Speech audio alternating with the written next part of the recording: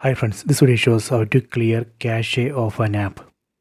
Go to settings, set settings icon from top right corner, go down, set apps, select see all apps. Here you can see list of all installed apps. From this list, let me select one app.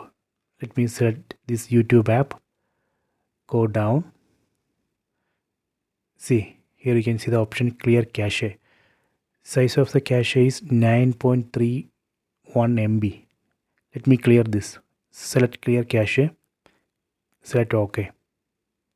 Done. See, now size has been reduced to 4.10 KB. So this way we can clear cache of an app. So you can try this. Similarly, you can clear data. You can see the option here. So you can try this. I hope you have enjoyed this video. Please subscribe this channel. Please like and share the video.